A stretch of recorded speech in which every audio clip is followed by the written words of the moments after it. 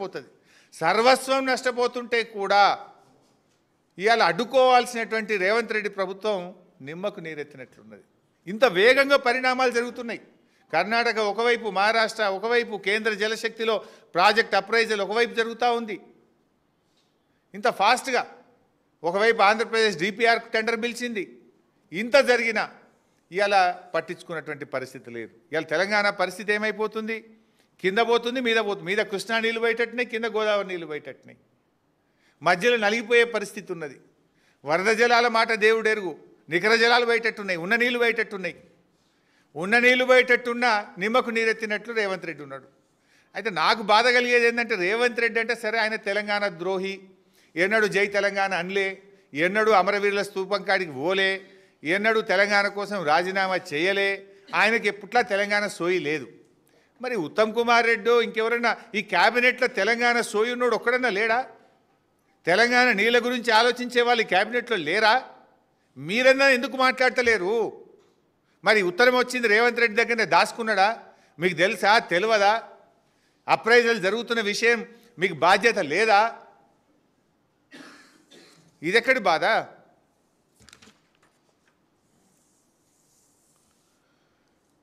ఇవాళ ముందు నుంచి చెప్తున్నాం మేము. ఆ రోజు ఢిల్లీ మీటింగ్ అప్పుడే చెప్పినాం, అపెక్స్ కమిటీ మీటింగ్ అయితేనే వెళ్ళాలి, మీరు ఉత్తుత్త మీటింగ్లకు పోవద్దు, పోతే బుక్ అయితే తెలంగాణ, నష్టమైతే తెలంగాణ అని ఆ రోజు మేము హెచ్చరించినాం. ఏం చేసిండు రేవంత్ రెడ్డి? నేను మీటింగ్కి వస్తలేదని రాత్రి ఉత్తరం రాసిండు. రాత్రి మళ్ళీ అర్ధరాత్రి ఏమైందో తెలియదు కానీ పొద్దుగాలేసి ఢిల్లీ విమానం ఎక్కిండు, పోయిండు, మీటింగ్లో కూర్చున్నాడు. సాయంత్రం ఏమో మీటింగ్ పోనన్నాడు. పొద్దుకి మరి ఏం జరిగిందో తెలియదు కానీ పొద్దుగాల విమానం ఎక్కిండు, పోయిండు, ఢిల్లీలో మీటింగ్లో కూర్చున్నాడు. మీటింగ్లో ఒకవేళ బయటకు వచ్చినాక ఏమన్నాడు? ఆడ అసలు బంకచెర్ల ముచ్చట్ని రాలే, బంకచెర్ల మీద మీ ఎజెండాలనే లేదు, బంకచెర్ల ఒప్పుకునేది ఎక్కడిది? ఎజెండాలు ఉంటే కదా ఒప్పుకునేది, ఎజెండాలనే లేదు అని రేవంత్ రెడ్డి మాట్లాడిండు. మేము బీఆర్ఎస్ పార్టీ అన్నీ బయట పెట్టినాం. బంకచెర్ల ఎజెండా కాపీ బయట పెట్టినాం.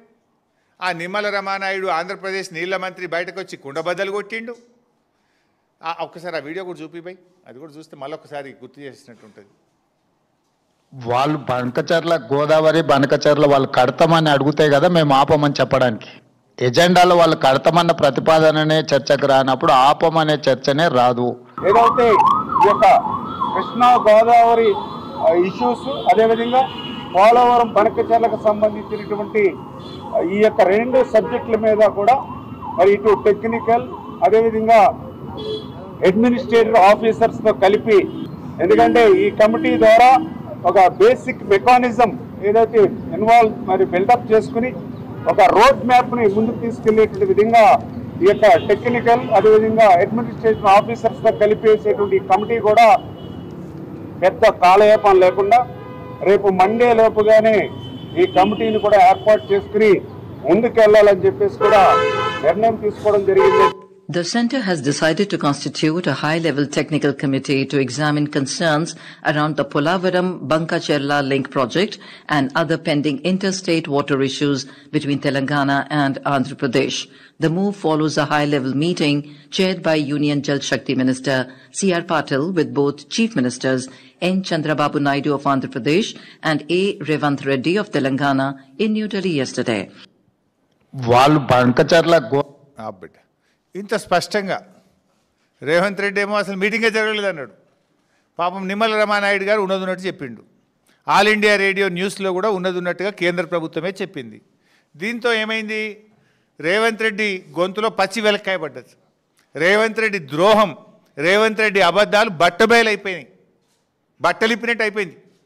కుల్లా రేవంత్ రెడ్డి ఎంత అబద్ధాలు ఆడతాడో, రాష్ట్ర ప్రయోజనాల విషయంలో, రాష్ట్ర భవిష్యత్తు విషయంలో ఎంత బాధ్యతారహిత్యంగా రేవంత్ రెడ్డి గారి ప్రభుత్వం ఉన్నదో ఈ వీడియో చూస్తే రాష్ట్ర ప్రజలకు చాలా స్పష్టంగా ఎవరికైనా అర్థమవుతూ ఉంటుంది. అంటే బనకచెర్లకు ఆ మీటింగ్కు పోయిండు, కమిటీ వేస్తామనగానే గంగిరెద్దోలే తలుపుపోయిండు.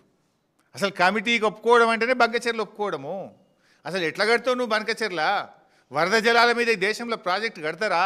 వరద జలాల మీద ఈ దేశంలో ఎప్పుడైనా అనుమతి ఇచ్చిండ్రా అని నువ్వు గట్టిగా అడుగుతావా? గంగిరెద్దులోకే తలుపేస్తావా? మళ్ళీ బయటకు వచ్చి చర్చ జరగలేదని ఇంకో అబద్ధం మాట్లాడతావు. ఇంత దివాలా కోరా.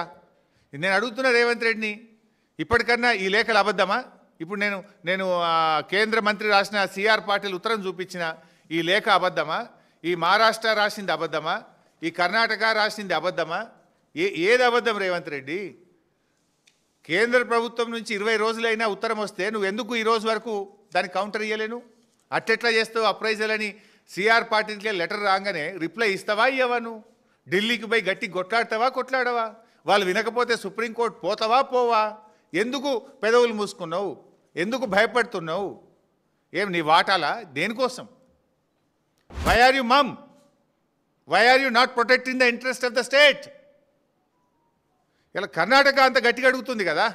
ఇప్పుడు ఆ రోజు 3 రాష్ట్రాల మధ్య ఇంటర్స్టేట్ అగ్రిమెంట్ అయింది. పోలవరంలో 80 టీఎంసీలు మళ్ళిస్తే ద డేట్ ఆఫ్ ఏ రోజైతే పోలవరం కడితే కాదు, ఏ రోజైతే పోలవరంకి అనుమతి వస్తుందో ఆ రోజు నుంచి నాగార్జున సాగర్ పైన 45 టీఎంసీలు, కర్ణాటకకు 21 టీఎంసీలు, మహారాష్ట్రకు 14 టీఎంసీలు లెక్క.